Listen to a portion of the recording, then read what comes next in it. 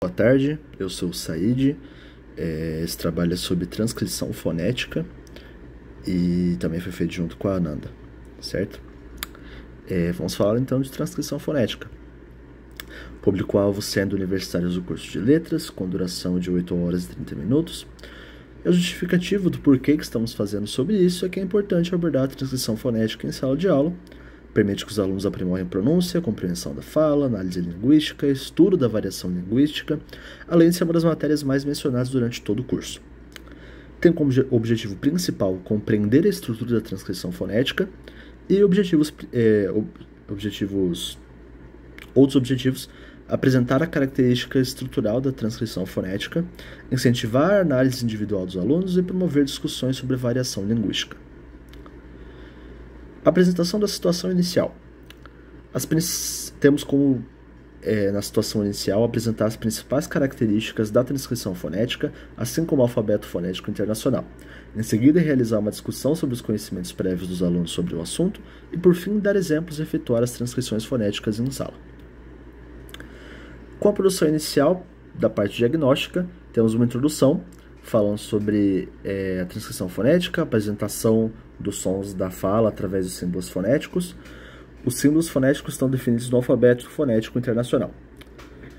Estrutura. Nas transcrições, os símbolos fonéticos são escritos dentro de colchetes. O uso do tio indica a nasalização da vogal e o uso de um apóstrofo antes de uma sílaba indica sua tonicidade.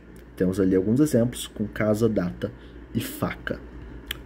Segmentos vocálicos. Temos as vogais tônicas e as nasais. As tônicas, com a distribuição das vogais tônicas, é homogênea em todas as variedades do português brasileiro.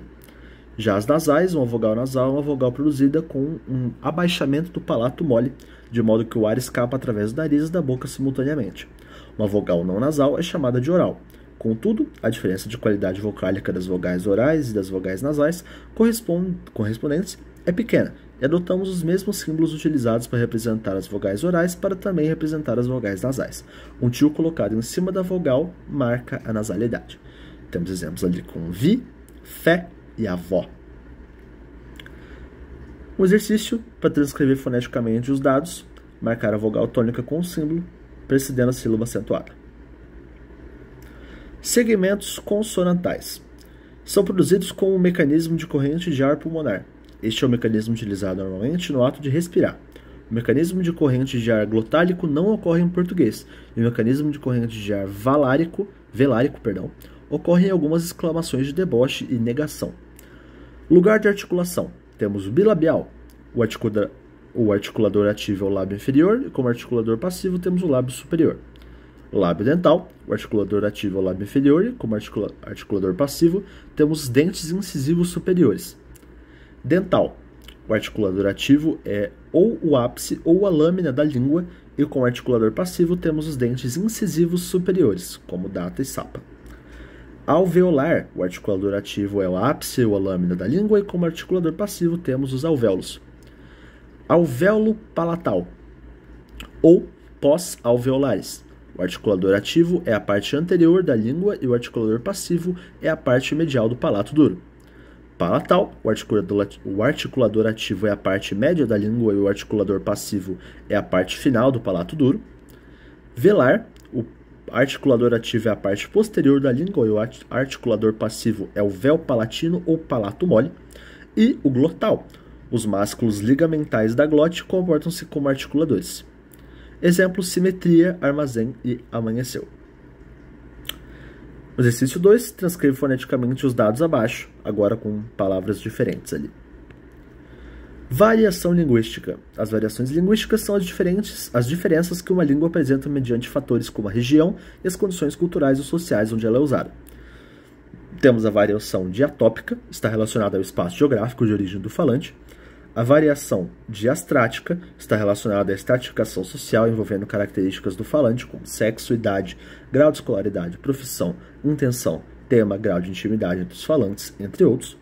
E a variação diafásica está relacionada a fatores contextuais da situação de fala, como formalidade e informalidade.